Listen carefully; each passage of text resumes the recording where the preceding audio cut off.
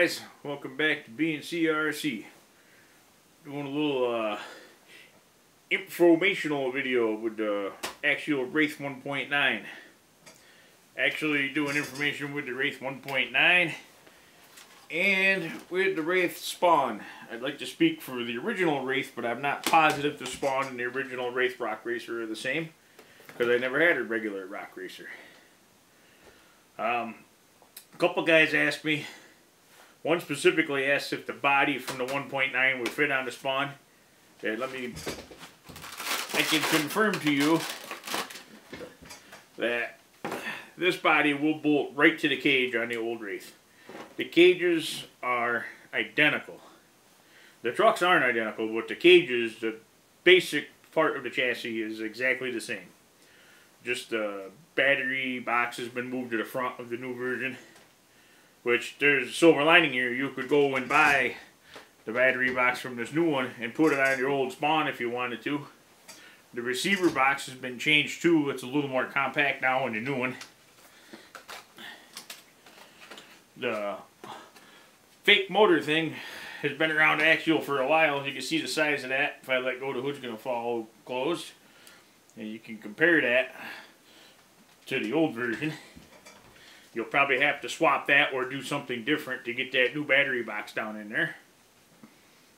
But all the screw holes are here in the old version to put that roof on.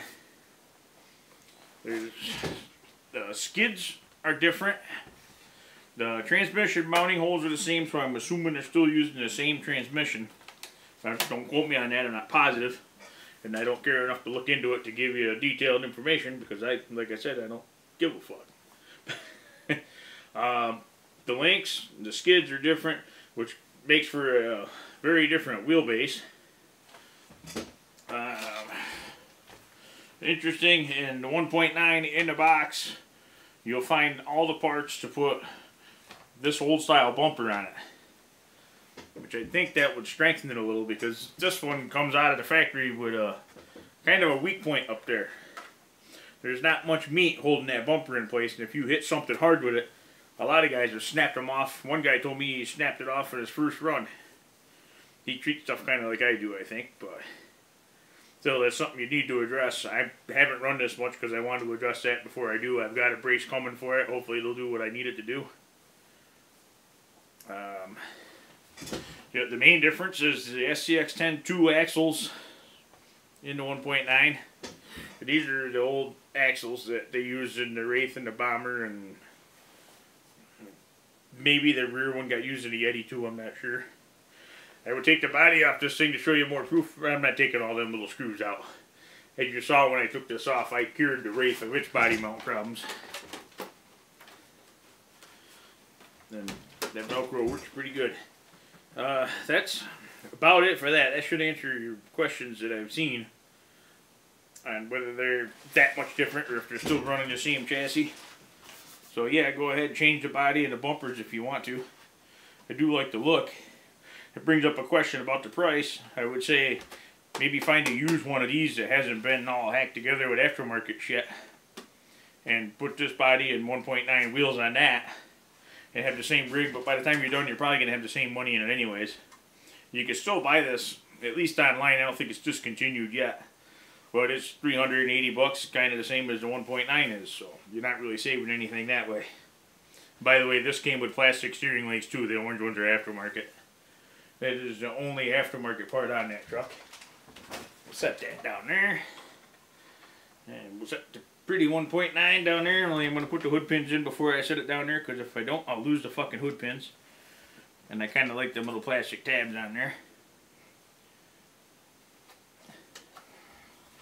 You guys should 3D print them and sell them for cheap. I'd buy a whole bunch.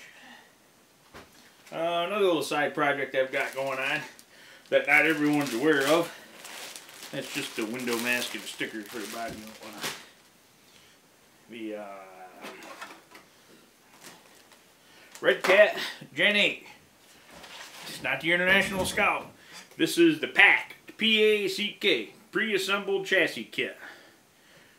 It's $169, I believe I paid for that. You get to pick your own electronics, pick your own wheels and tires, pick your own body. I started with just Duratrax Deep Woods on mounted plastic rims just to get it rolling out of the gate. I think they're 25 bucks a pair. That seems the cheapest way to get wheels and tires mounted on a crawler right now. I think I bought them at the same time as I bought the chassis kit at my local hobby shop. Small Addictions RC. Another free pop for you, Chris. Doesn't come with that bumper on it. I've already started fucking with it, monkeying with it. I went down and picked out a body for it. Going to run the Proline Colorado ZR2 body. Buyer beware, if you buy this chassis kit and you plan on running a regular pickup body, it is not just drill a hole and drop it on there deal. This chassis has really tall shock towers, and it kind of interferes with your pickup bed.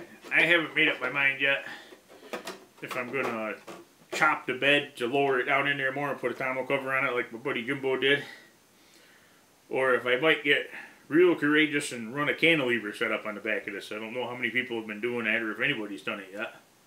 But I got to get that body to ride down a little bit lower. I don't know how I wound up going with a Colorado because it's not really my style. But when I was looking at all the bodies available, that's the one that jumped out at me.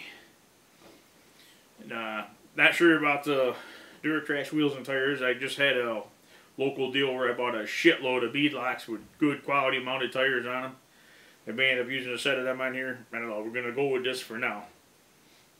Got to order, I think I'm going to go with a Holmes Hobbies brush motor for it. A Hobby Wing 1080 electronic speed control. And some cheap fucking receiver for one of my Fly Sky transmitters probably. And I still got to pick up a servo, all that. So we'll keep you posted on that. I didn't want to do an unboxing. I was just going to let this one fly under the radar, but I had a guy comment yesterday that he didn't know that this kit was even available yet. So now he knows, and the rest of you know. That's all I got to run my mouth about today. I'm out of here. I'm going back in the house where it's warm before I stick my tongue to something metal. The old lady won't be smart enough to come looking for me if I get stuck out here.